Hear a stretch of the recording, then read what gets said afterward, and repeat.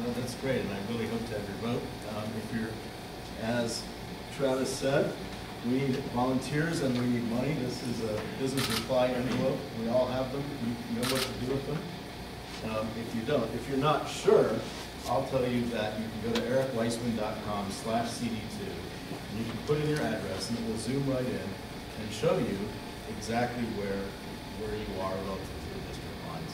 And actually that works for the whole state, not just for CD2, but it's useful if you have friends or don't know what district you're in. My name is Eric Weissman, and I'm the Republican who's going to fire Jared Polis in November.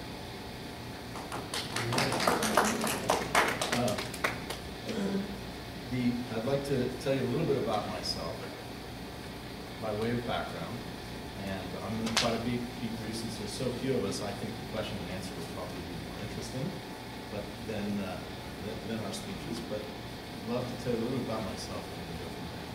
I'm proud to be a first-generation American. My dad came to the United States by choice. He fled the oppression of communism and Nazism in Romania and East Europe around the time of World War II for the freedom and opportunity that America offers. And as we were growing up, he was constantly telling us every opportunity he had about the importance of America, about the importance of her freedoms, the importance of the opportunity America offers, and to love her and to serve her. I took advantage of those freedoms and opportunities myself over the past 3 decades to build businesses, to create value for the community and for myself and my family and for others. I've built some very successful companies. I built one that had well over 100 employees at the time we sold it. I've helped others grow. I've also worked to serve the community. I've been a trustee in the Alliance for Choice of Education. I'm on the executive advisory board of the executive board in Colorado of the America-Israel Public Affairs Committee. I'm on the advisory board of the Leadership Program in the Rockies, which trains our conservative leaders. I graduated that myself in 2008, and I was actually the inaugural Defender of Capitalism Award winner. And believe me now, capitalism needs defenders. I'm a family man. I've been passing out brochures that have a great picture of my family on it. Who doesn't like to have other people look at pictures of their kids? Those are mine, and that's David. He's 24 now. Isabel is 6, and Jonah just turned 4. And by the way, it was great to start with the pledge, and it's one of the things that we often do at almost every conservative event is start with the pledge. And that's one of the first signs that I didn't make a wrong turn and then to Occupy Monument backstage. But it's great to start with that. And one of my proudest moments is watching my daughter Isabel lead her first grade class in the pledge for the first time.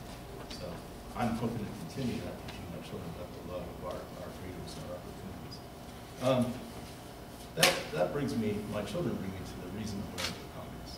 I'm running because I do not want our generation to be the first to break our American promise to the next of a freer and more prosperous future.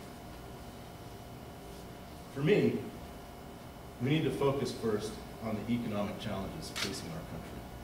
My oldest, my 24-year-old David, although I worried about it for years, it turns out he's not a slacker, but he's still having a hard time getting his adult life going. And I think that's common to people of that age, because this economy does not have the growth and prosperity and broad-based opportunity that we used to have. We need to get a foot of regulation off of our country's private sector. And I have put forth a framework for regulatory reform. I call it the EARN Act, the Ease America's Regulation Now Act. And I'm glad to go into that in more detail if you like in our Q&A. But it's a framework for stopping the growth of the regulation that is stifling our country.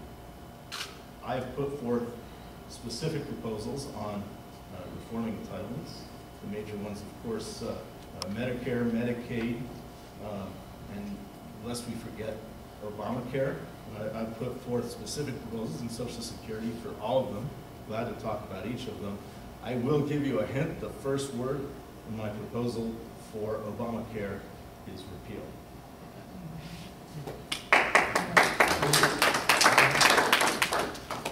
We have to not only focus on the big picture items, we have to change the culture of Washington. And one of the things that, to me, is a consistent a consistent irritant about Washington is their attitude towards money. They don't think it's ours. They haven't realized that it's our money. They think it's their money. And one of the areas, and it's not big money when you look at it in the context of the federal budget, but it is culturally very important, and that's earmarks.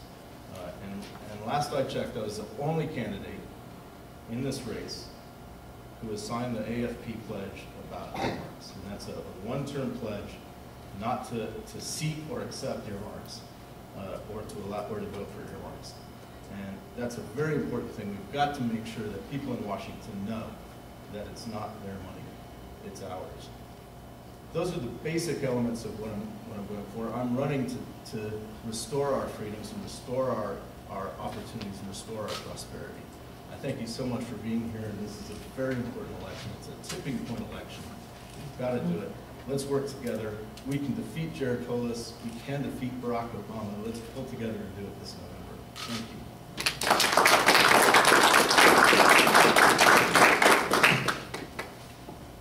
Do you mind if I came out here? It is a small group. And, The microphone is unfortunately locked in everywhere. yeah. Well, I think my voice can carry regardless, but I just wanted to get a little bit closer. I don't mean to upstage anybody behind here, but be a little bit closer here. My name is Kevin Lundberg. I am running for the 2nd Congressional District as Republican. I have served in the state legislature for the last 10 years, 6 years in the House and 4 years in the Senate, where I am currently serving. And life is a little bit busy because we are in the final month or so of our session. Could spend about an hour talking about that, but I will spare you. I will tell you just this much, and that is that we need better people in the Senate, and we need more good people in the House because we don't have enough who have the conservative, limited government values that we must have if we're to head the right direction with our state as well as with our nation. Now, let me give you a little bit of background on, oh, wait. I better tell you first about this. This is our bumper sticker.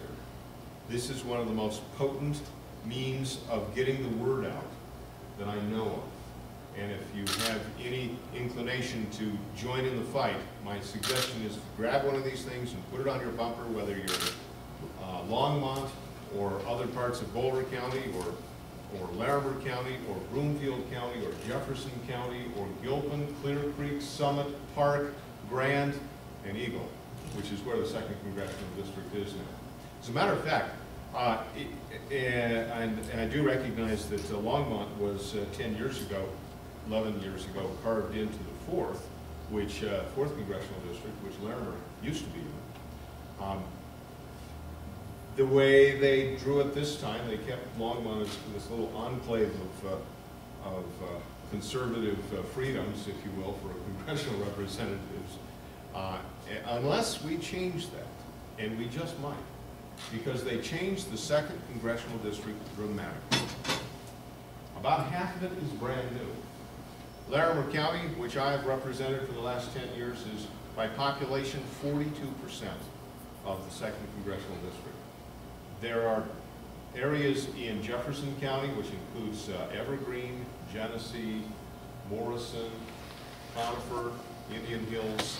That's all brand new to the 2nd Congressional District as well as the little corner in Park County. Put it all together, and it's 48, 49, 50% of the district is brand new. And areas that have performed well for Republicans. Up in Larimer County, there is not a single Democrat that has been elected to the entire county. That means county commissioners, treasurer, assessor, sheriff. Yes, we have some Democrats in Fort Collins, but to just give you a little bit of a picture. The overall voter registration for the 2nd Congressional District still leans towards the D by less than 2 points, which is a whole lot different than it used to be. So I'm encouraged that there is a real possibility in a good year with a good election to win the 2nd Congressional District. A little bit about myself. I am a Colorado native, actually 3rd generation. My grandfather on my mother's side